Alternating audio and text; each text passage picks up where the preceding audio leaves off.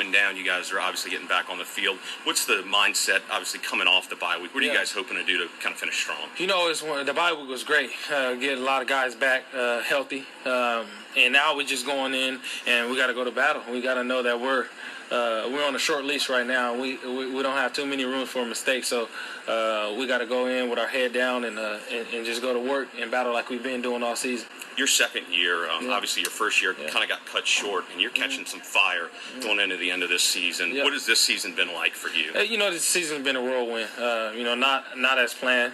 Things are not going the way I want them to or that we want them to, but that's the name of the game. You got to keep working. You got to keep pushing because not everything's going to go your way. You got to find a way to overcome adversity. With Houston coming up, obviously they've got a stout front seven, and you guys kind of maybe doing a few extra quick slants because you're just going to have to get rid of that ball early. Well, we have guys on the offensive line that can take care of business, so we're not really going to change our game plan just because of another team. We're going to stick to what we've been doing, practice our special plays, and then go and execute them. At the end of the day, we have to execute. Happy Thanksgiving, everybody. Thought that was my icebreaker. All right. J.J. Watt, obviously, he's one of the best defensive players in the NFL. How do you and the offensive line account for him? Because he could be anywhere on the field at any time. Yeah. It's not like you can just sit there and say, hey, we're going to run away from him because you don't know where he's going to be. He's all over the place in the nickel as well. So in regards to pass rush, they do a good job of moving guys around and obviously, just making it unpredictable. So I think you just have to have an awareness of, where he is and certainly what he's capable of, and just knowing you can't hold it too long. Along those lines, coming out of the bye week, as you guys got back together, do you feel a sense of recharged, I guess, and ready to make some sort of run here in the last 6 games? Yes, definitely. And we recognize where we're at.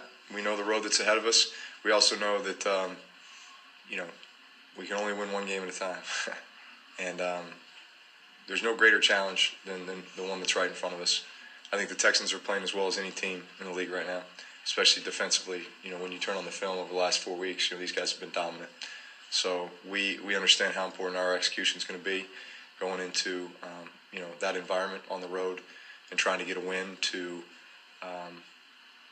start the momentum for what we're trying to build here the second half of the season. Drew, other than playing well, playing better, what do you think you have to do to facilitate something like that, to make something like that happen? Well, again, I think from the bye week, we're putting ourselves in the best position physically, mentally to go out and win a game. So physically, the bye week was extremely helpful for us to get healthy and just to kind of get away for a short period of time and recharge your mind or your body. Mentally, again, taking a look at those things that we can really hang our hat on. Our bread and butter, and I think mentally that's a big thing as well, because there's times where that first half of the season all runs together, and yet when you really boil it down, this is what we need to do in order to be successful from a scheme standpoint and just a mindset standpoint. What type of team are we, and do we want to be known for these last 6 weeks?